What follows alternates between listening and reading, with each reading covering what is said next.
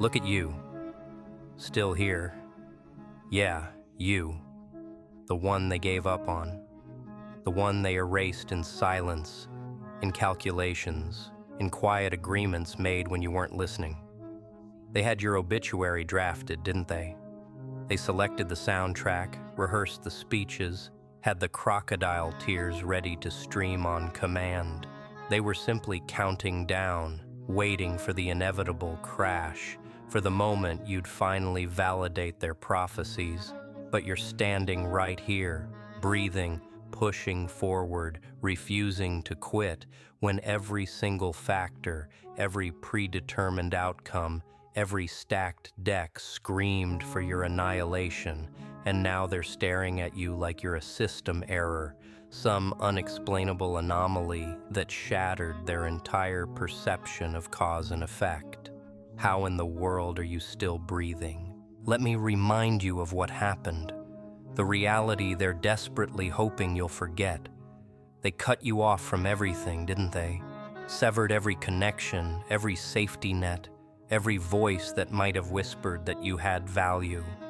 They transformed your circle into strangers, your blood into doubters, your supporters into passive spectators who watched you sink like it was a spectacle.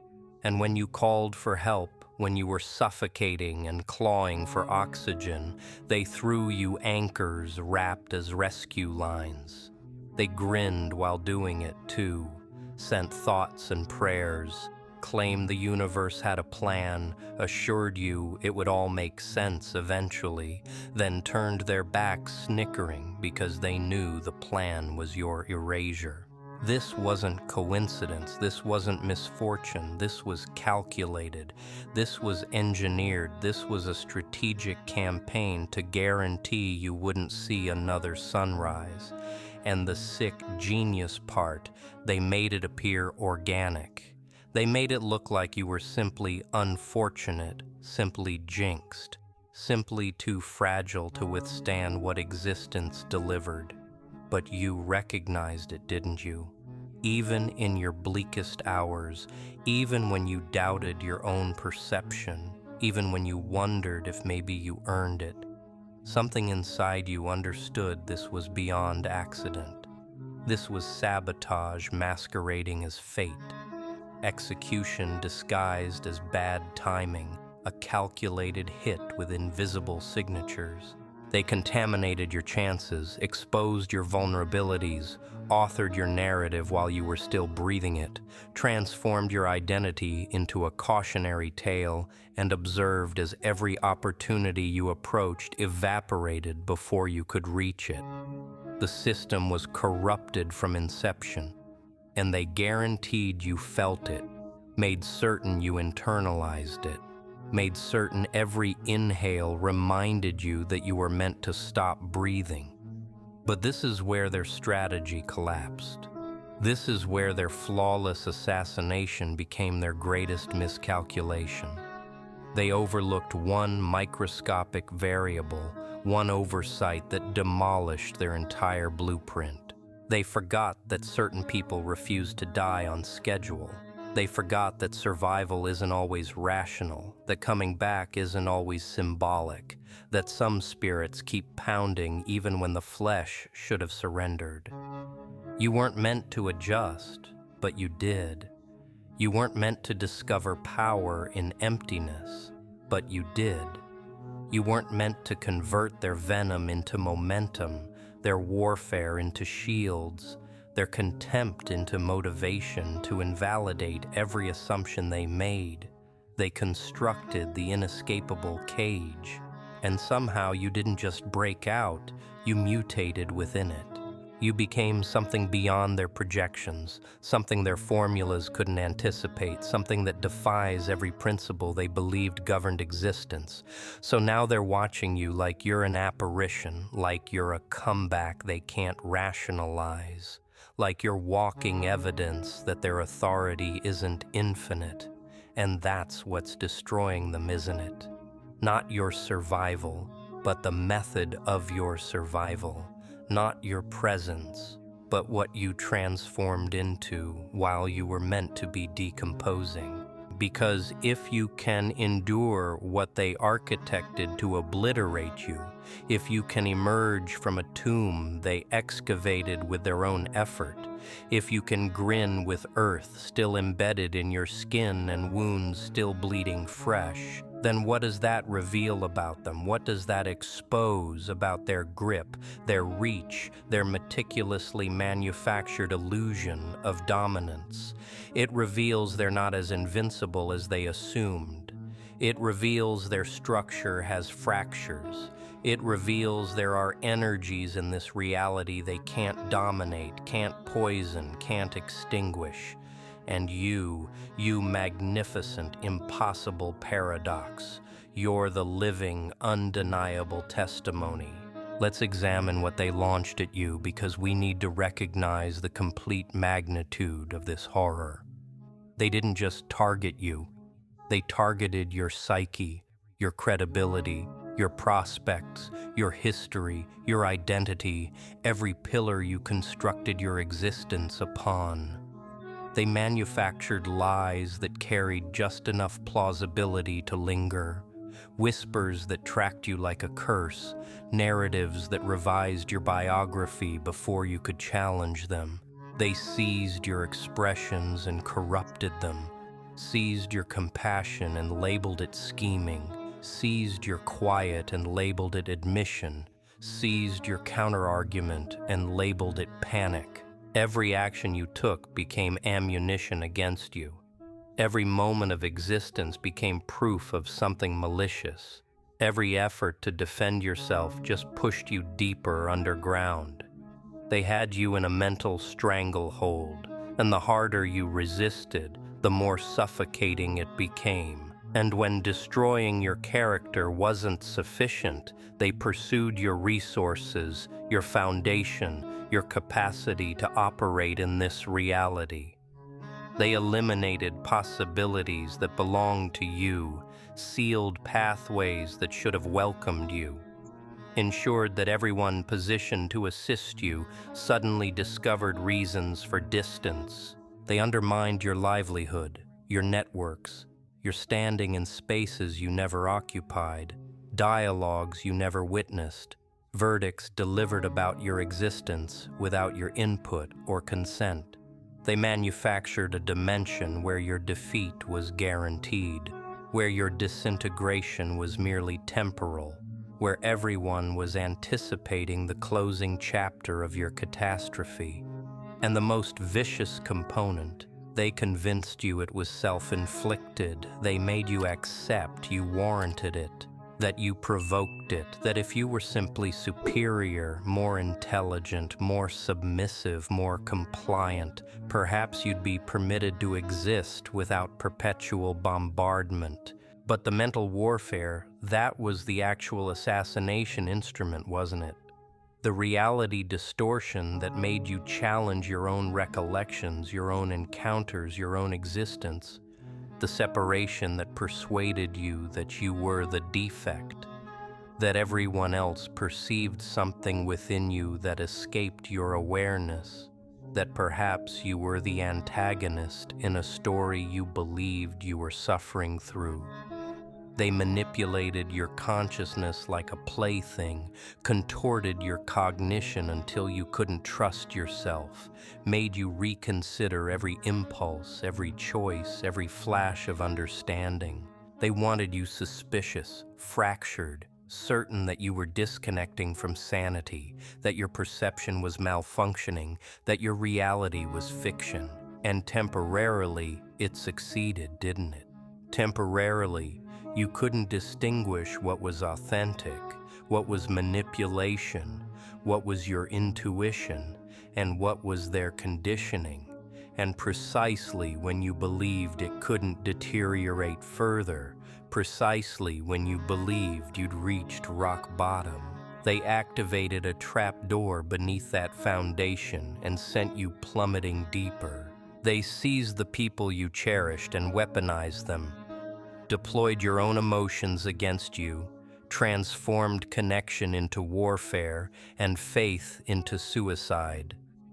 They identified your exposed points, your tender spaces, where one strategic treachery could inflict more devastation than countless public assaults.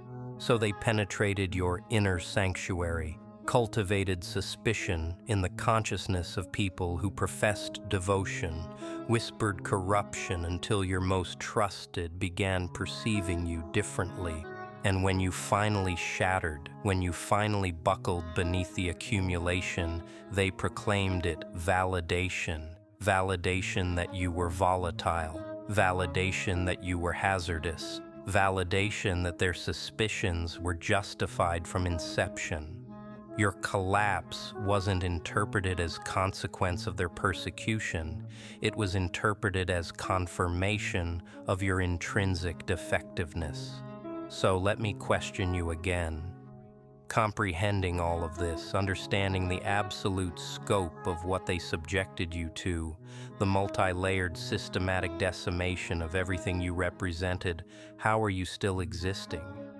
How did you outlast something architected by people who analyzed you, who mapped your vulnerabilities, who possessed resources and chronology and numbers supporting them? How did you navigate nights where death resembled liberation, where surrender felt like the singular rational option, where every justification to continue battling had been extracted? I'll explain how. Because they're still attempting to decode it. And you deserve to comprehend the reality. You outlasted, because somewhere profound in your essence, beneath all the conditioning, beneath all the destruction, beneath all the deceptions they attempted to cement, there existed something unshatterable. Not unscathed, not undamaged, but unshatterable. You outlasted because you abandoned attempting to rationalize their insanity and commenced trusting your own compass again. You outlasted because you recognized that their construction of reality was imprisonment, and you could either perish within it or demolish it. You outlasted because you discovered something they didn't factor, something they couldn't quantify or forecast or dominate. Perhaps it was fury, absolute, distilled outrage at the injustice of everything. Perhaps it was defiance, the obstinate rejection to grant them the gratification of your extinction. Perhaps it was devotion to yourself, to the future you hadn't encountered yet, to the possibility that something superior awaited beyond this inferno. Or perhaps it was something else completely, something you cannot articulate, something instinctual and timeless and relentless. Whatever it was, it sustained your pulse when it should have ceased, sustained your consciousness intact when it should have fragmented, sustained your body advancing when it should have crumbled.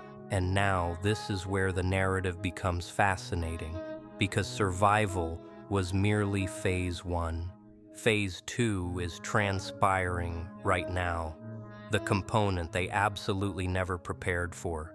You didn't merely survive, you ascended. You didn't merely escape alive, you returned transformed, more powerful, more calculating, more precise, more conscious, more threatening, more liberated. You're not the person they attempted to eliminate anymore. You're what materialized from that attempted elimination. You're the resurrection that emerged from remains they believed were permanently dispersed. And that is what's fracturing their minds currently. They can tolerate you being alive, barely, but they cannot tolerate you excelling.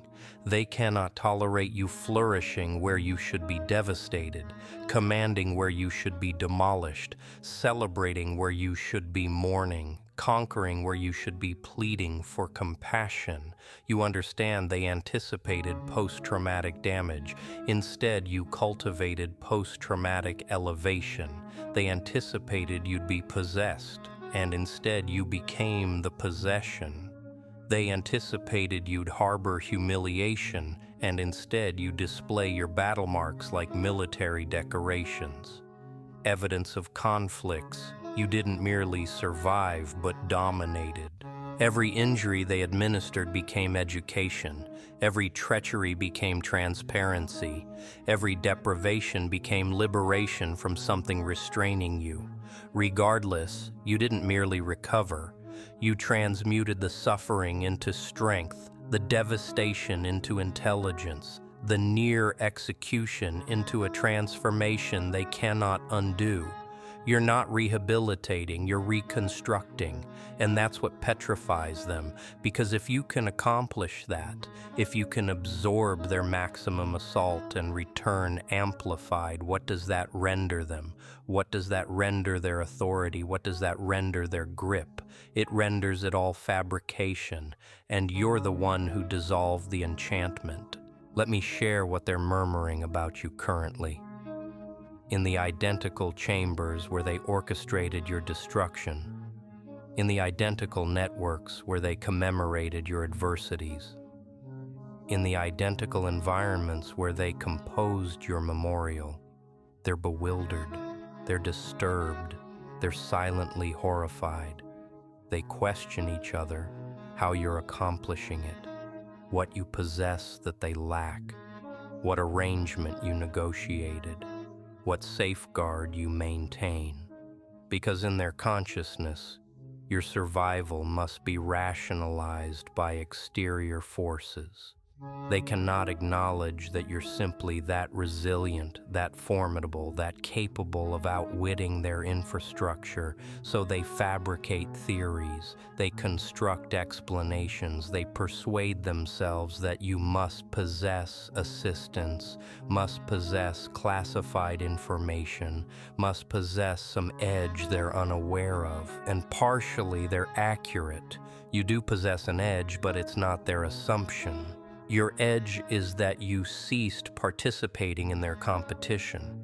You ceased evaluating your significance by their metrics, ceased pursuing acceptance from people who desired you deceased, ceased accepting that their reality was the singular reality, and the magnificent irony, the element that nearly eliminated you is the element that rendered you invulnerable. The separation instructed you self-sufficiency. The treachery instructed you judgment. The assaults instructed you protection. The fabrications instructed you authenticity. The obscurity instructed you to manufacture your own illumination. Every weapon they deployed against you became an instrument in your collection. Every snare they positioned became instruction in maneuvering. Every attempt to fracture you became demonstration of what you could withstand and still continue advancing. They accidentally conditioned you to outlast anything, to adapt to any circumstance, to flourish in environments that would annihilate weaker entities. They manufactured you into the precise element they feared supremely, a person who cannot be dominated, cannot be manipulated, cannot be destroyed by conventional approaches, because you've already experienced worse and emerged existing. So now they're imprisoned, captured in a reality they generated but cannot govern. They cannot acknowledge that they attempted to destroy you because that would necessitate admitting their own malevolence, their own inadequacy, their own corruption. But they also cannot disregard your existence, cannot pretend you're absent, cannot reverse what you've become. So they execute what cowards perpetually execute when their schemes fail. They revise chronology. They reconstruct the account. They pretend they perpetually supported you, perpetually trusted you, perpetually anticipated your success. They materialize now with artificial grins and manufactured celebrations, attempting to connect themselves to your achievement, attempting to claim partial recognition for your survival, attempting to reposition themselves as confederates instead of executioners. And you perceive directly through it, don't you? Because when you visited damnation and returned, You cultivate a supernatural sense for identifying demons in camouflage. But here's the inquiry that's genuinely tormenting them, the one they cannot vocalize publicly but prevents their sleep. If you survived this, what else can you survive?